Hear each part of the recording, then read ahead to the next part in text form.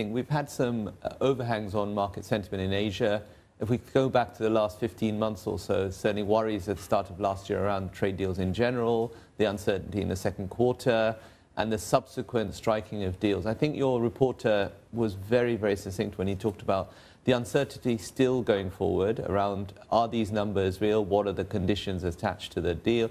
It's the fact that some deals have been renegotiated. So there is an awful lot of uncertainty still as we await further details of what India has actually agreed to. So I know you mentioned oil and other, where they buy from, the trade with the US, and indeed whether they purchase oil like they did in the first Trump presidency. Lots of debates around it. But generally the mood music is that India was an outlier in terms of having a particularly frosty relationship with the States compared to some of the other Asian trading partners. I think that this news will move them forward, at least in terms of sentiment in the market. We see the early move in the futures in terms of that sentiment for investors.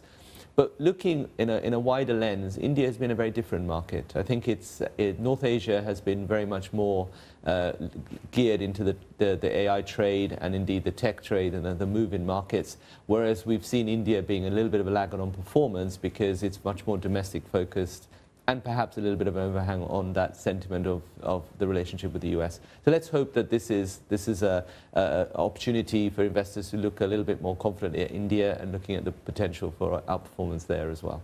Does this do anything, change anything in terms of international interest into any of these markets? So I think our motto around Asia is increasingly think Asia, think active. So within each Asian market, the drivers are necessarily quite different. You saw that markets were moving this morning. We know the situation in Indonesia around MSCI, but also we think of North Asia. China's been very much, you look at the market movements in China, sectors like technology, innovation have done very well. More staples, defensive utilities, those sectors have not done so well. When we think of India, we know that China property has not been, there's some overhangs on China property, some concerns, but property in India is in a multi-year upmarket. It's a very different position. So really for us, when we think of each market, we think of the stocks and the sectors in each market that make a difference. And I think overall, trade deals mean that the mood music is a little bit more positive than perhaps it was a few months back. Are you constructive or have any favorites in any particular markets? So when we think of a market sector, we think North Asia is very much this sector. So look, Japan, we think very much around the technology sector. But also when we think of Japan and where valuations are, we think the governance reforms have led to improved profitability. But that profitability, we're much more interested in mid-cap, small-cap in that space. China, very much around technology and those sectors associated with the consumer, less so around utilities, etc. India, very much around the domestic play, continues to be there. I think we need to get more details on what the trade deal looks like, but one presumes that would be positive, at least in the first reading. And then we think of places like Singapore. You know, Eastspring, headquartered in Singapore, we look at an incredible performance in that market as very much policy-driven and very much around the government and the support of the market. So I think each country and each sector needs to be looked at in its own values. Can we also talk about commodities and the metals, the way that they've traded in the last couple of sessions, record highs that were set last Thursday, only for them to experience a huge wipeout. We're talking about gold, we're talking about silver. What do you make of this soaring to record high and then this crash? So I will just share an anecdote. I was seeing clients last week on Wednesday, and we were asked exactly that same question. Sentiment was very different on Wednesday when it hit 5,500.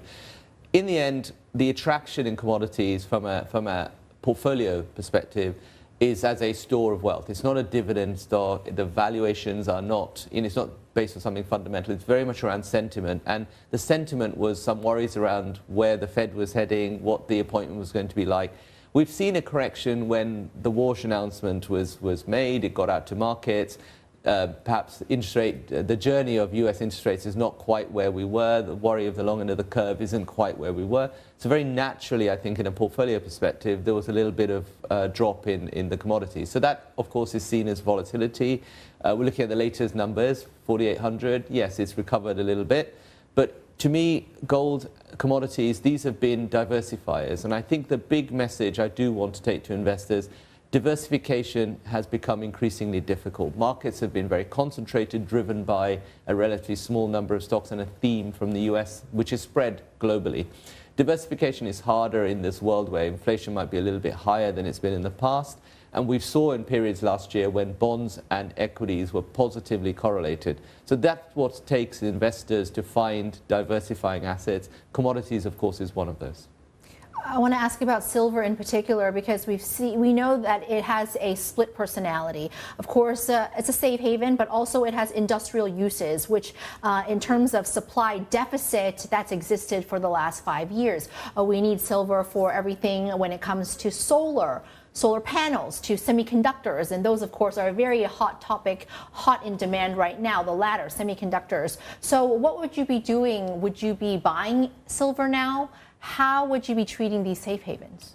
So I think that safe haven assets, under the heading of safe haven assets, but as we're seeing a level of volatility that doesn't always sit with the word safe, right? So I think that silver is part of the minerals and commodity set of assets. I think that clearly the price moves that we've seen are less fundamental as they are around speculation and around some kind of portfolio-driven decisions to seek out assets that are diversifying.